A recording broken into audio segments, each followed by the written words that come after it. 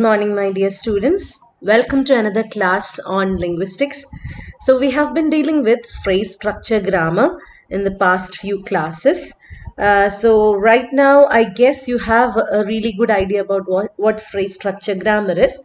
It is a much more sophisticated model of grammar than IC analysis, which was only a structuralist tool developed by Noam Chomsky.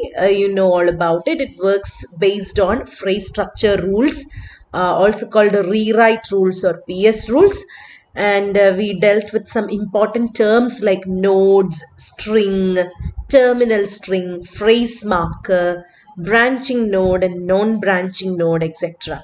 After that, I showed you an example of how to do phrase structure analysis of a sentence and how to write it in a string.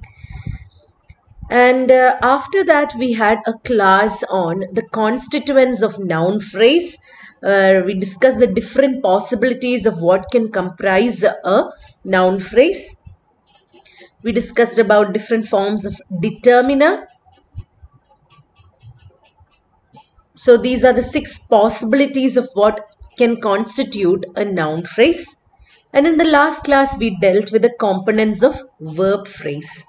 So there are 2 possibilities of verb phrase, but within that we discussed details about what can comprise auxiliary. So these are the 2 components of verb phrase. So we dealt with these stuff as of now. Now we have to finally discuss the advantages and limitations of phrase structure grammars. Now, before I move on to discussing the limitations of PSG or phrase structure grammars, I would like to talk to you about the advantages of phrase structure grammars. First of all, it gives you an exact idea about the structure of a sentence. It names the elements of a sentence, what are the components of a sentence. We learn how things are arranged inside a sentence. So that is one advantage of PSG. Another advantage of phrase structure grammar is that certain types of ambiguity can be resolved using phrase structure grammars. So the advantages are the same as IC analysis. So you can know the relationship between components inside a sentence, and you can learn the layering and hierarchy of things arranged inside a sentence, the phrases, the morphemes, words, etc. That is one advantage. And another advantage is certain types of ambiguities, certain types of double meanings or confusions in meanings can be resolved using phrase structure grammar analysis. Now let us discuss the limitations of PSG, limitations of phrase structure grammar. First of all, we learned a number of phrase structure rules or PS rules, but it was only a few rules. But thinking about a language like English, there are infinite number of sentences in English.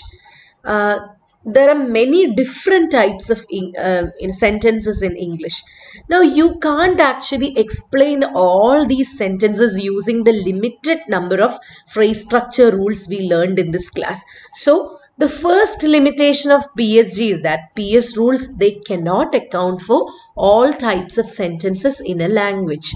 Now, all structures in a language cannot be simply explained using a set of PS rules. So we learned only a few PS rules, like 4 or 5 phrase structure rules. That is not actually sufficient to explain all the different sentences that can occur in English language. That is the first limitation of phrase structure grammar. The second limitation of PS grammar is that the PS grammars fail to reveal inter-sentence relationships. Now, what phrase structure grammar actually does is that it tells you about the structure of a sentence. It tells you that how sentences are made up of phrases, and how phrases are made up of words, and how words are made of morphemes. We understand the structure of a sentence, the elements, the components of a sentence. But what they do not show is that the relationship between different kinds of sentences. like the relationship between a declarative and an interrogative sentence, like she is singing and will she sing. These are sentences which are related to each other, but phrase structure grammar actually fails to show the relationship between these two sentences. And also active and passive voice. I was chased by a dog. The dog chased me. These two sentences actually have the same meaning, but PS grammar fail to show the relationship between these two sentences, which are in active and passive voice. Likewise, PS grammars cannot show the relationship between affirmative sentences and negative sentences. I like chocolate. I do not like chocolate. These two sentences are related to each other, but PS grammars don't show that. Also between imperative and non-imperative sentences. So that is a second limitation of PSG. PSG fails to reveal inter-sentence relationships. Now, the third limitation of PSG is that the problem with discontinuous constituents. We discussed this when we were dealing with IC analysis. Now, PSG also cannot accommodate discontinuous constituents. Because constituents, according to PS grammars, constituents should be continuous units. For example, in a sentence like she will come, we can split it into two, she and will come. So will come is actually a natural constituent. It will and come always appear together. It's a natural unit. But when it becomes an interrogative sentence, will she come? So will, in between will and come, it is actually interrupted by she. So will and come becomes discontinuous constituents here. Ideally, will and come has to appear together, but it is discontinuous here because it is interrupted by she. Now, you can't explain this using PS rules. PS rules cannot put them together here to make sense. So that is another limitation of phrase structure grammar. It cannot accommodate discontinuous constituents. Now, another limitation of phrase structure grammar is that when we consider phrasal verbs like call off, take off, etc., the meaning is complete only when you put these two words together, call and off. If I say only call, the meaning will completely change, right? So call off is actually, it is one complete unit of meaning in itself. But using phrase structure rules or PS grammars, you can't actually show the close relationship between the verb call and the particle off, or the verb take and the particle off. So for the meaning to be complete, these phrasal verbs have to be considered as one single unit of meaning. But that cannot be explained using phrase structure grammar. That is another limitation of phrase structure grammar. And next, let's move on to the next limitation of PSG. That is, we already said that some kinds of ambiguities can be explained using phrase structure grammar, but not all ambiguities can be explained using phrase structure grammar. What are ambiguities? Ambiguities means in double meaning or confusion in meaning. For example, a sentence like flying planes can be dangerous. It has two meanings actually. The act of flying planes is dangerous, and the planes that fly can be dangerous. Two meanings ഉണ്ട്. പറക്കുന്ന വിമാനങ്ങൾ അപകടകരമാണ് എന്നുള്ള മീനിങ്ങുമുണ്ട്, വിമാനം പറത്തുന്നത് അപകടകരമാണ് എന്നുള്ള മീനിങ്ങുമുണ്ട്. Now these kinds of ambiguities, it is hard for PS grammar to account for. So we already discussed the three kinds of ambiguities when we discussed IC analysis. The three ambiguities are lexical, structural and derivational ambiguity. Lexical ambiguity, as the word suggests, it deals with meaning. For example, a word like bank, it has two meanings. It can mean either banks of rivers or the financial institution bank. And structural ambiguity, it happens in the structure of the construction. That is, flying planes can be dangerous. It has two meanings. It is dependent on the structure in which the construction is created in. Or hunting dogs. Hunting dogs means it can be dogs are being hunted or dogs used for hunting. And then derivational ambiguity is actually of a metaphorical kind of ambiguity. For example, God's love, Deva Sneham. It can be either God's love for us or our love for God. Depending on the context, the meaning will change. Have you know God's love? That means don't you love God? God's love will heal us means God loving you. So depending on the situation or the context, the meaning will change. That is called derivational ambiguity. So PS grammars, they cannot account for all kinds of ambiguities. That is the other limitation of PSG. Let's move on to the next limitation. So from IC analysis onwards, we have been splitting sentences or constructions into two. This particular thing is called binary segmentation. The act of cutting a construction into two is called binary segmentation. But when we get some constructions, it is almost impossible to cut it into two. We have to sometimes cut it into three. For example, when we get a construction like John and Mary, how can we actually split it into two? John and Mary or John and Mary? So it is actually, it doesn't make any sense. There is no logic in it. So we have to let go of the binary principle here and cut it into three units like John and Mary. So here it has to become a trinary cut. John and Mary എന്ന് പറഞ്ഞ് മൂന്ന് cut കൊടുക്കേണ്ടി വരും. So in PS grammars, all layering is not binary. Sometimes you might have to split your constructions into three. So that is another limitation of PSG. It is not always very dependable.